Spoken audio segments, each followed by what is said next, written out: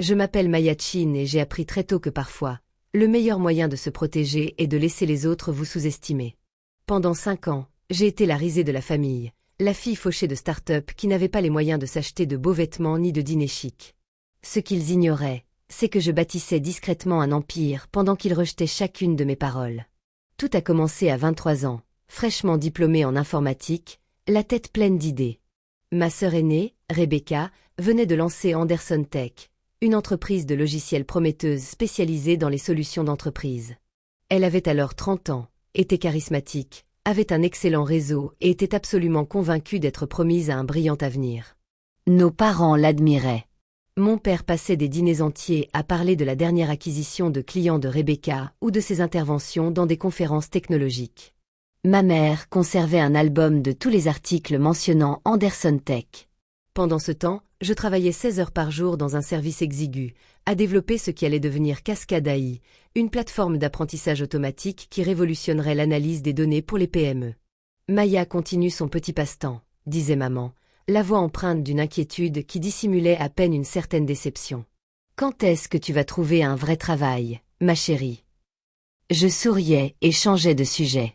Je les laissais croire ce qu'ils voulaient. La vérité était plus complexe. 6 mois après l'obtention de mon diplôme, j'ai développé un prototype qui a attiré l'attention de Sterling Venture, l'une des sociétés d'investissement les plus sélectives de la Silicon Valley. Ils m'ont proposé un premier tour de table de 12 millions de dollars. J'ai accepté. À 24 ans, Cascade AI générait 7 millions de dollars de chiffre d'affaires annuel. À 25 ans, nous étions rentables, un exploit que seulement 8% des startups réalisent. Mais je n'en ai rien dit. Je conduisais une Honda de 10 ans. Je vivais dans un appartement modeste. Je portais toujours les mêmes 5 tenues. Ma famille voyait ce qu'elle s'attendait à voir, une entrepreneuse en difficulté, trop fière pour admettre son échec. Ce qu'elle ne voyait pas, c'était le portefeuille d'investissement que je développais en parallèle. En 2020, Rebecca est venue me voir, désespérée. Anderson Tech était au bord de la faillite. Elle avait épuisé son financement initial plus vite que prévu, et les investisseurs commençaient à se désister. L'entreprise était à 90 jours de la faillite. Maya, je sais que nous n'avons pas toujours été là. Je sais que j'ai été dure avec toi, dit-elle autour d'un café, les mains tremblantes. Mais j'ai besoin d'aide. J'ai besoin de capital, et vite. J'aurais pu refuser. J'aurais pu lui rappeler chaque remarque désinvolte, chaque soupir exaspéré, chaque fois qu'elle m'avait présenté à ses collègues comme ma sœur qui tentait sa chance dans les startups. Au lieu de cela, j'y ai vu une opportunité. De combien as-tu besoin? Demandai-je. 4,2 millions nous permettraient de tenir 18 mois et de financer l'expansion de notre produit. J'ai hoché la tête lentement, faisant semblant d'y réfléchir. En réalité, ma décision était déjà prise. Je connais des gens. Laisse-moi passer quelques coups de fil. J'ai en fait créé une société d'investissement appelée Meridian Capital Group. C'était une SARL légitime, avec une structure juridique en règle, mais le bénéficiaire effectif était dissimulé derrière plusieurs niveaux de protection. J'ai fait transiter l'investissement par Sterling Venture. Ils étaient ravis de jouer le rôle d'investisseur nominal en échange d'une petite commission et de la possibilité de participer à de futurs tours de table. 2 semaines plus tard, Rebecca obtenait ses 4,2 millions de dollars de Meridian Capital Group, représentés par Sterling Venture. Elle n'a jamais su que j'étais derrière tout ça. Les conditions étaient équitables, mais structurées de manière à donner à Meridian, donc à moi, un contrôle important, 28% des parts avec des droits de vote pondérés qui me conféraient de fait un droit de veto sur les décisions majeures. Ce sont des investisseurs providentiels qui préfèrent rester anonymes, lui a expliqué l'associé de Sterling lors de la signature. C'est très courant dans le secteur. Ils apprécient votre vision et veulent voir Anderson Tech réussir. Rebecca était aux anges. Elle m'a appelé ce soir-là, le souffle coupé par l'excitation. Va, tu ne vas pas le croire. On a le financement. On est sauvés. C'est génial, Beck, ai-je répondu, sincèrement heureuse pour elle malgré tout. Je savais que quelqu'un finirait par voir le potentiel. Ouais. Enfin, ils s'y connaissent visiblement mieux en affaires que certains, a-t-elle dit, son ton changeant. Tout le monde ne peut pas se contenter de créer une application et croiser les doigts. J'ai laissé tomber. Je l'ai toujours fait. Au cours des 3 années suivantes, j'ai vu Anderson Tech grandir. Mon investissement, mes 4,2 millions, leur a permis de passer de 15 à 60 employés. Ils ont décroché d'importants contrats avec 3 entreprises du Fortune 500. Leur chiffre d'affaires est passé de 800 000 $ à 12 millions de dollars par an. Le visage de Rebecca est apparu dans TechCrunch, Forbes et Business Insider. Elle est devenue la coqueluche de la scène tech du Midwest, et à chaque réunion de famille, elle tenait à ce que tout le monde soit au courant de son succès. Anderson Tech vient de conclure un autre contrat important, annonçait-elle lors des dîners du dimanche. Nous prévoyons 18 millions de dollars de chiffre d'affaires cette année. C'est formidable, ma chérie, s'exclamait papa, rayonnant. Maya, tu travailles toujours là-dessus? C'était quoi déjà? Cascade AI, disais-je à voix basse. On s'en sort bien. Bien, ce n'est pas extraordinaire, ma puce, soupirait maman. L'entreprise de Rebecca est florissante. Tu devrais peut-être lui demander conseil, voire un emploi.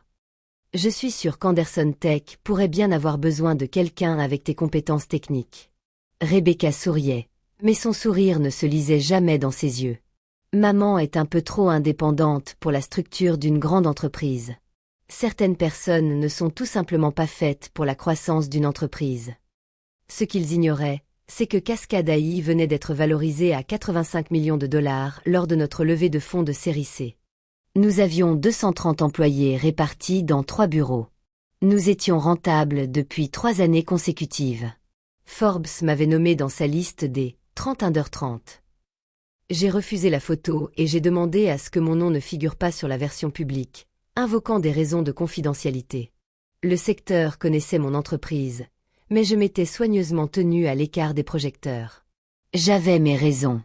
En partie, je voulais construire quelque chose de concret sans la pression des attentes familiales.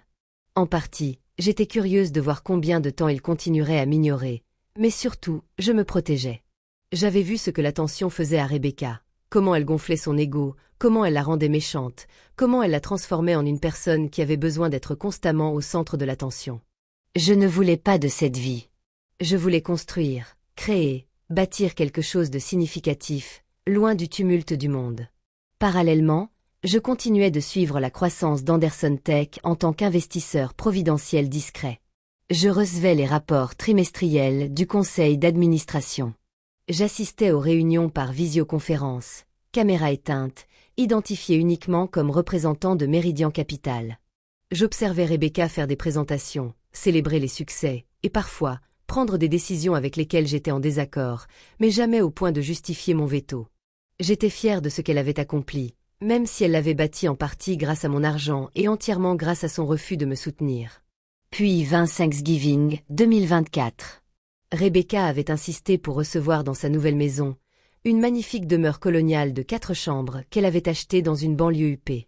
Elle passa tout le dîner à parler de la maison, du dernier contrat d'Anderson Tech et de la résidence secondaire qu'elle envisageait d'acquérir dans le Colorado. L'immobilier est la clé d'une richesse durable, annonça-t-elle en désignant son verre de vin. C'est ce qui distingue ceux qui jouent aux affaires de ceux qui bâtissent des empires. J'étais assise au bout de la table, à la place réservée à Rebecca, sans doute, en train de picorer mes patates douces et d'essayer de me faire oublier. « Maya, tu habites toujours dans ce petit appartement du centre-ville ?» demanda tante Linda, son inquiétude paraissant presque sincère. « Oui, ça me convient, » répondis-je. « Près du bureau. »« Abordable. »« Abordable, » m'interrompit Rebecca en riant. « C'est une façon bien diplomatique de dire pas cher. Mais ce n'est pas grave. Tout le monde n'a pas les moyens d'investir sérieusement. » Oncle James gloussa. « Alors, l'appli, ça avance, ma puce. » Ce n'est pas vraiment une appli. C'est une plateforme d'apprentissage automatique. Pendant qu'on construit de vraies entreprises, tu t'amuses avec ta petite appli, dit Rebecca d'une voix qui résonna dans la pièce. Elle sourit, mais une pointe d'amertume se cachait derrière ce sourire. C'est mignon que tu persistes, Maya. Vraiment?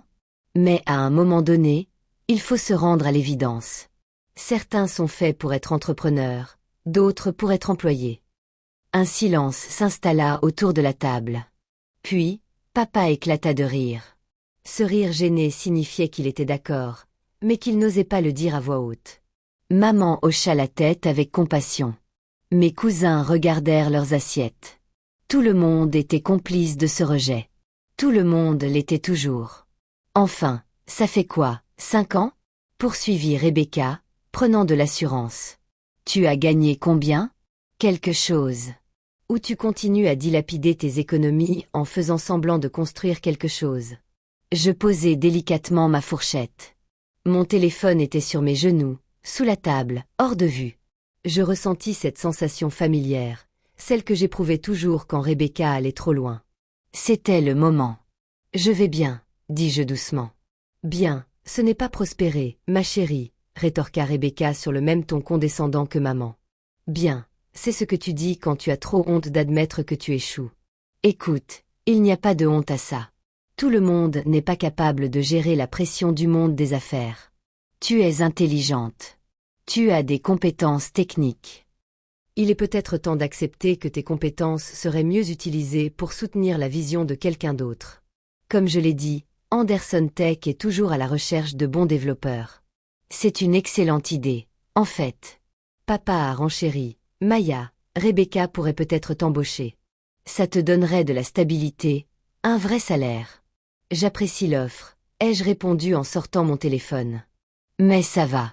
J'ai ouvert mon application de messagerie sécurisée et j'ai rapidement écrit à mon gestionnaire de placement, David Torres, chez Sterling Venture, retirer tous les fonds d'Anderson Tech.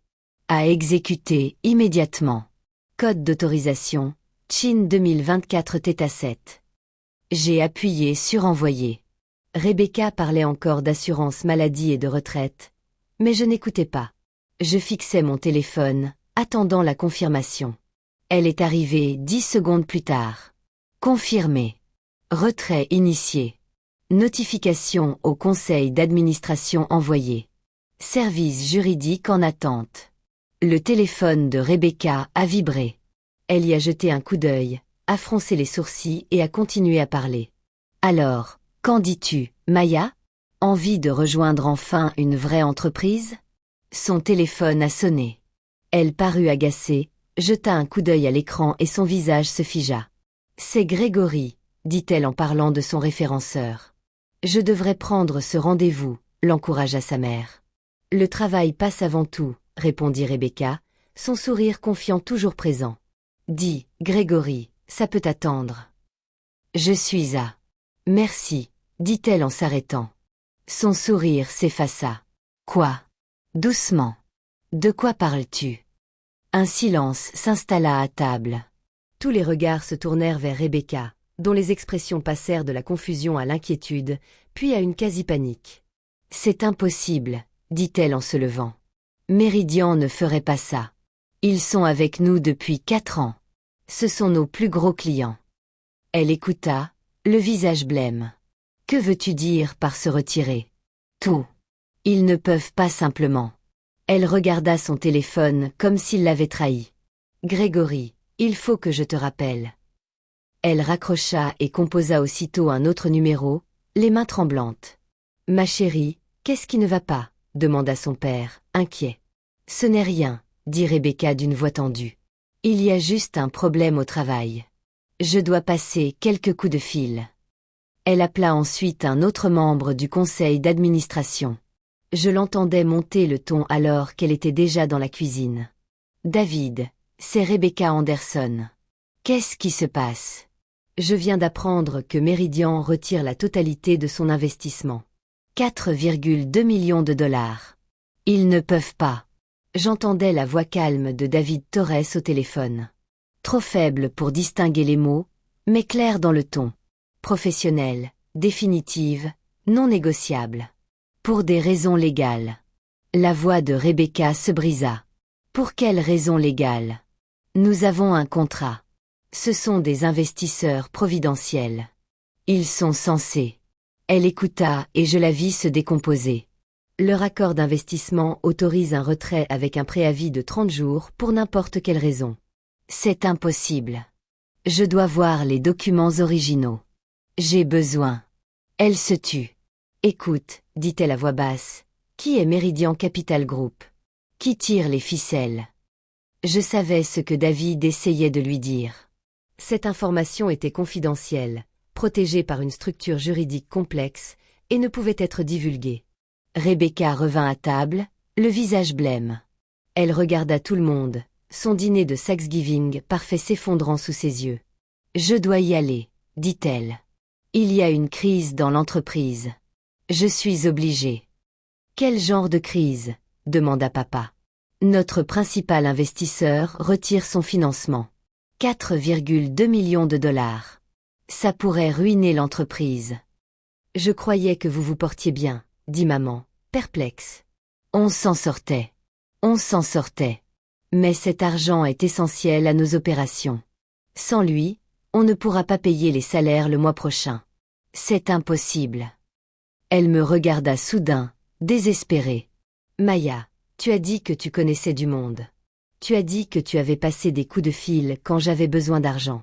Tu peux le faire ? » « Je peux passer quelques coups de fil, » dis-je calmement. « Mais je ne peux rien promettre. »« S'il te plaît, » dit-elle, et pour la première fois depuis des années, elle me regarda comme si j'étais une personne réelle. « S'il te plaît.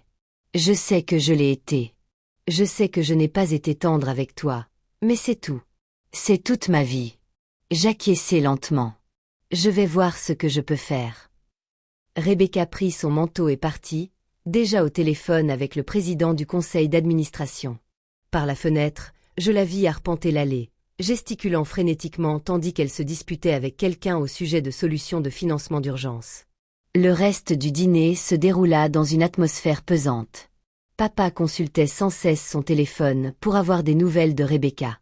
Maman picorait dans son assiette, inquiète. Mes cousins, ma tante et mon oncle engageaient des conversations banales et gênantes sur tout sauf Anderson Tech.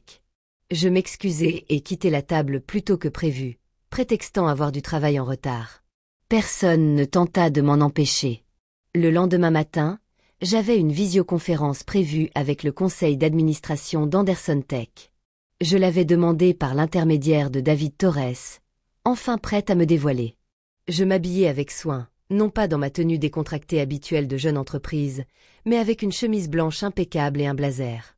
Je me suis installé dans mon bureau à domicile, en veillant à ce que le mur derrière moi affiche mes diplômes et récompenses, notamment la plaque Forbes 30 Under 30 que j'avais gardée secrète. Le conseil d'administration s'est réuni à l'écran, Rebecca, l'air épuisé et désespéré, Gregory Wu, son directeur des opérations, Sarah Martinez, la directrice financière, et 3 autres membres, dont le président, Walter Prescott. Merci à tous d'avoir pris le temps de vous réunir à si court préavis, a commencé David Torres depuis son bureau chez Sterling Venture. J'ai organisé cet appel pour vous présenter le bénéficiaire effectif de Meridian Capital Group, qui souhaite aborder certains points concernant l'avis de retrait d'hier. Rebecca s'est penchée en avant. S'il vous plaît, nous devons comprendre ce qui s'est passé. Nous avons toujours été d'excellents partenaires. Nos indicateurs sont solides.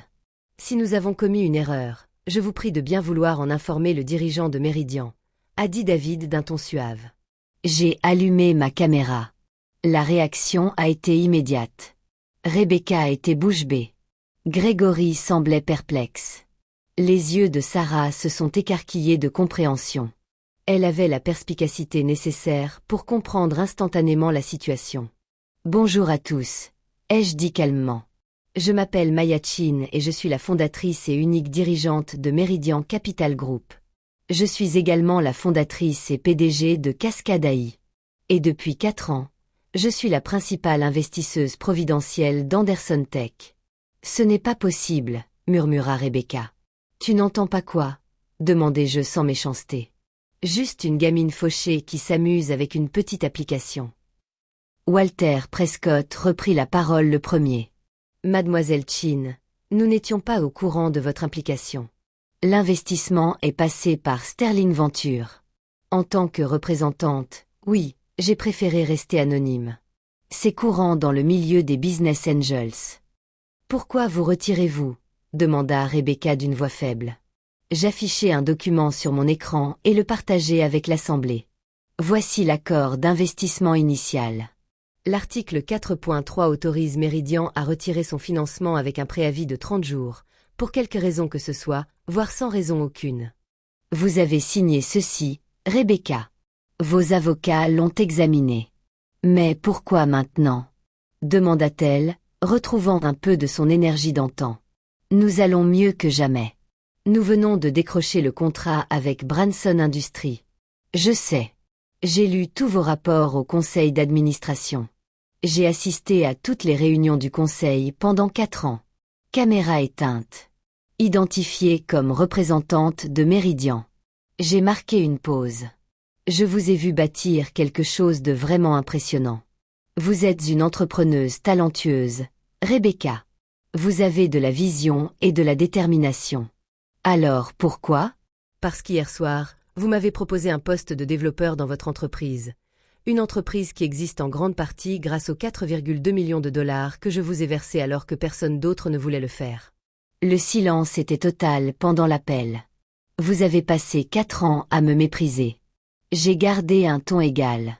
À chaque réunion de famille, à chaque fête, à chaque dîner du dimanche, vous vous êtes assuré que tout le monde sache que j'étais un échec tandis que vous prospériez. Vous m'avez proposé un emploi bénévole dans une entreprise dont je possède 28%. Grégory tapait frénétiquement sur son ordinateur portable, affichant clairement le tableau de capitalisation. Mon Dieu, a-t-il murmuré. Elle a raison. Méridian possède 28% avec des droits de vote pondérés. Sarah était déjà en train de faire des calculs. Si Méridian se retire, il nous reste environ 45 jours de fonds de roulement. Il nous faudrait trouver un financement de remplacement, sinon vous seriez obligé de fermer. J'ai terminé. Je sais que c'est ce qui arrive quand votre principal investisseur providentiel décide de se retirer. Vous ne pouvez pas faire ça, a dit Rebecca. Mais sa voix manquait de conviction. Vous ne pouvez pas détruire ma société simplement parce que je vous ai vexé. Je ne détruis rien. J'exerce mes droits contractuels en tant qu'investisseuse. Vous avez bâti cette entreprise, Rebecca. Mais vous l'avez bâtie avec mon argent, et vous l'avez bâtie en me traitant comme si je ne valais rien. Walter s'éclaircit la gorge. Mademoiselle Chin, que faudrait-il pour que vous reveniez sur votre décision? J'y ai réfléchi pendant 16 heures. Je veux un siège au conseil d'administration à part entière, non pas en tant que Méridian Capital, mais en tant que Maya Chin. Je veux que mon nom figure sur les documents, que je sois présente aux réunions. Je veux une reconnaissance publique du fait que je suis votre principale investisseuse depuis 2020. C'est entendu, a répondu Walter immédiatement. Je n'ai pas terminé. Je veux aussi que Rebecca publie une déclaration sur le site web et les réseaux sociaux d'Anderson Tech pour me reconnaître comme investisseur fondateur et s'excuser d'avoir présenté une version erronée de notre relation. Rebecca devint rouge comme une tomate. Tu veux que je m'humilie? Je veux que tu dises la vérité, ai-je rétorqué. Je ne te demande pas de mentir ni d'exagérer, juste de reconnaître publiquement que ta petite sœur, à la tête d'une start-up en faillite, a sauvé ta société et la soutient depuis 4 ans. Et si je refuse, ai-je ajouté en haussant les épaules, je retire mon investissement comme prévu. Tu as 30 jours pour trouver 4,2 millions de dollars ailleurs. Vu ton rythme de dépenses actuel et le contexte de financement difficile, je dirais que tes chances sont d'environ 15%. Peut-être 20% si tu as de la chance. Rebecca regarda Walter, Grégory, Sarah, tous ceux qui dépendaient de la survie d'Anderson Tech. Puis elle se tourna vers moi. Tu as changé, dit-elle doucement. Non, ai-je répondu. Tu ne m'avais tout simplement jamais regardé avant. Walter intervint. Mademoiselle Chin, vos conditions nous conviennent. Nous allons immédiatement rédiger la documentation révisée du conseil d'administration. Rebecca publiera la déclaration d'ici la fin de la journée de lundi. En échange, vous rétablirez votre investissement. Pas exactement, dis-je, et je vis le visage de Rebecca se décomposer à nouveau. Je rétablirai 3 millions de dollars. Les 1,2 million restants seront convertis en un prêt formel avec un taux d'intérêt au taux du marché. Anderson Tech me remboursera sur les 3 prochaines années. Voilà ce que Rebecca commença. Juste, l'interrompis-je. C'est même généreux. Vous conservez votre entreprise. Je ne suis plus invisible.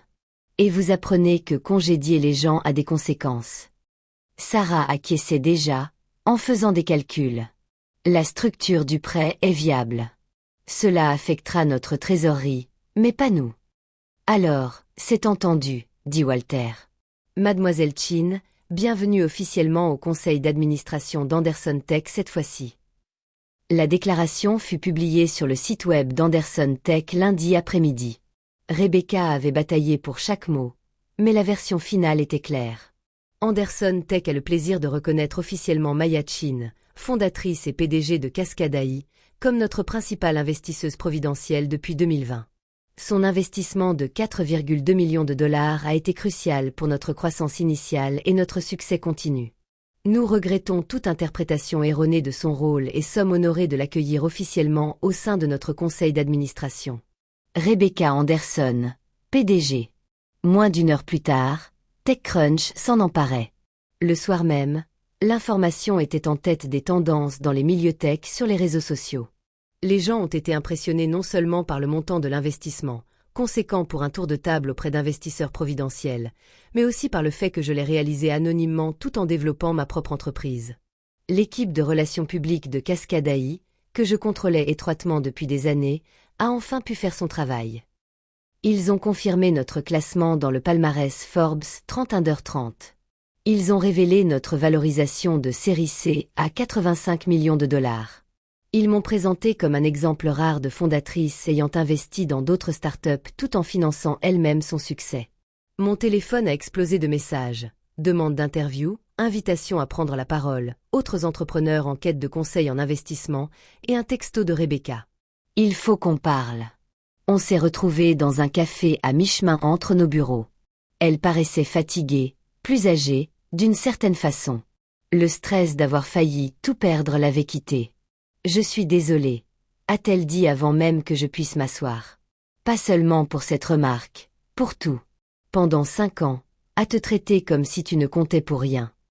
Je me suis assise, j'ai commandé un café et j'ai attendu. J'étais jalouse, a-t-elle admis. Tu as toujours été plus intelligente que moi. Tout le monde le savait. J'avais le sens du relationnel, le charisme, le don de captiver un auditoire. Toi, tu avais l'intelligence brute. Et je crois que j'ai passé ma vie à essayer de prouver que j'étais tout aussi intelligente, que je pouvais construire quelque chose d'aussi important. Tu as construit quelque chose d'important, ai-je dit sincèrement. Anderson Tech est impressionnant. Tu peux être fier. Construit avec ton argent, a-t-elle rétorqué avec amertume.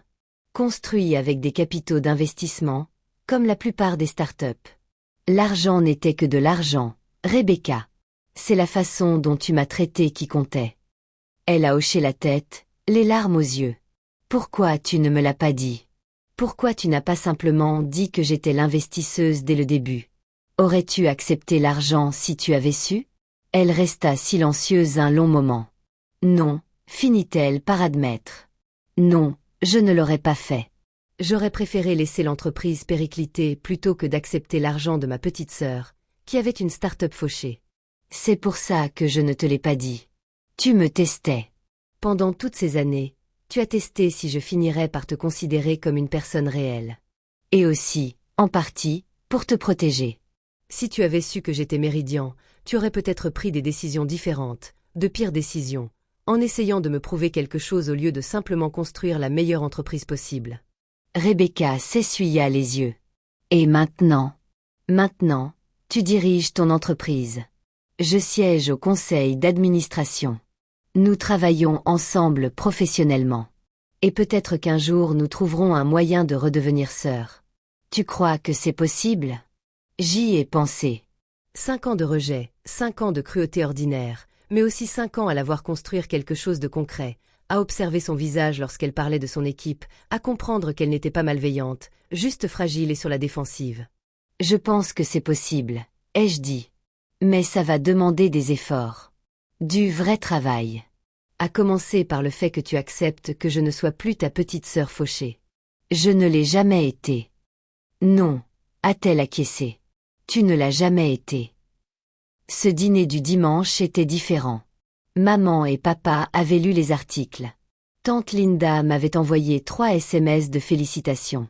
Mes cousins étaient soudainement très intéressés par l'apprentissage automatique. Rebecca est arrivée avec son mari et pour la première fois depuis des années, elle n'a pas monopolisé la conversation.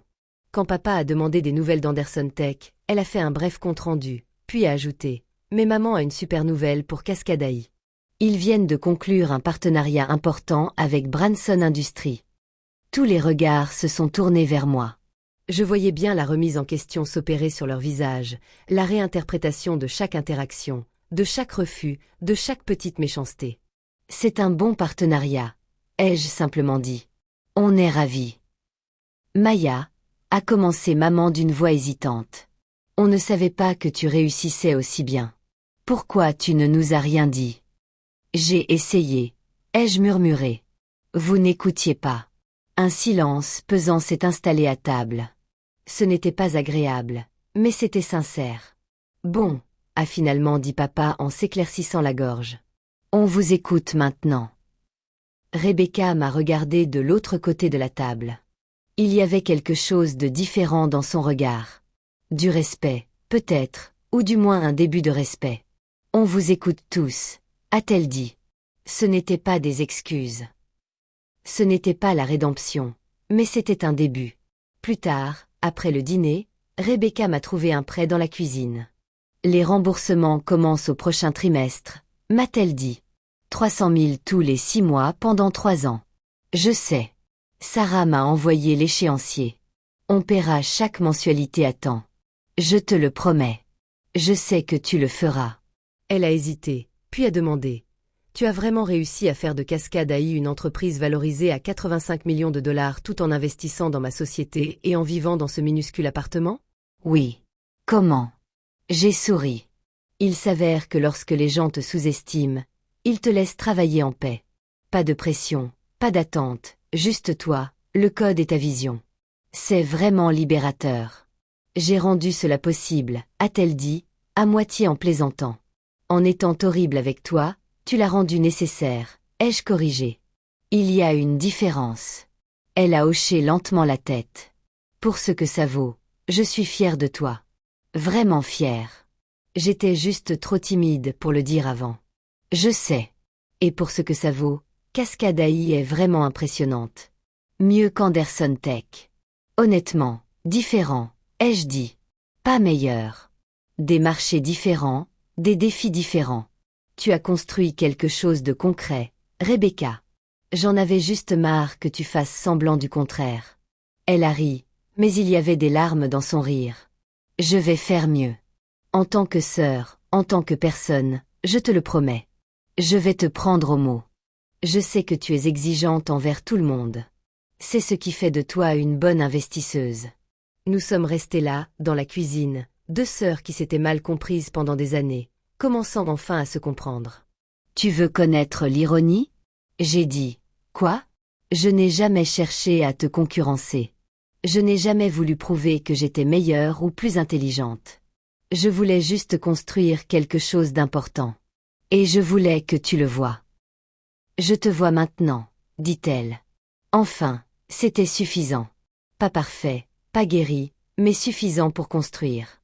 6 mois plus tard, Anderson Tech effectuait son premier remboursement de prêt à Meridian Capital Group.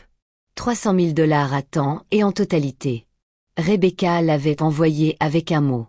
Premier de 6. Merci d'avoir cru en moi quand je ne croyais pas en toi. Cascade AI levait des fonds de série D pour une valorisation de 400 millions de dollars. J'ai enfin quitté mon minuscule appartement pour une maison modeste avec un joli bureau. J'ai acheté une voiture de seulement 8 ans au lieu de 10 et j'ai accepté une interview avec Forbes, filmée et publique, prête à raconter mon histoire. L'article était intitulé « L'investisseuse silencieuse. Comment Maya Chin a bâti une entreprise de 85 millions de dollars tout en finançant secrètement la start-up de sa sœur. » Rebecca m'a envoyé un texto à la publication de l'article. « Tu aurais pu me détruire. Au lieu de cela, tu m'as sauvée et tu m'as appris quelque chose. Je te suis reconnaissante pour les deux. On se voit dimanche soir. » J'ai répondu, « On se voit là-bas. » Parfois, la meilleure vengeance n'est pas celle qui consiste à se venger de quelqu'un. Parfois, il s'agit simplement d'être enfin reconnu pour ce que l'on est vraiment et de voir ceux qui nous ont ignorés réaliser ce qu'ils ont failli perdre. Je m'appelle Maya Chin. Je suis la fondatrice et PDG de Cascade AI, une entreprise valorisée à 400 millions de dollars. Je suis membre du conseil d'administration d'Anderson Tech. J'ai été nommée parmi les 30 personnalités de moins de 30 ans les plus influentes par Forbes. Et je ne suis plus la jeune entrepreneuse fauchée de personnes.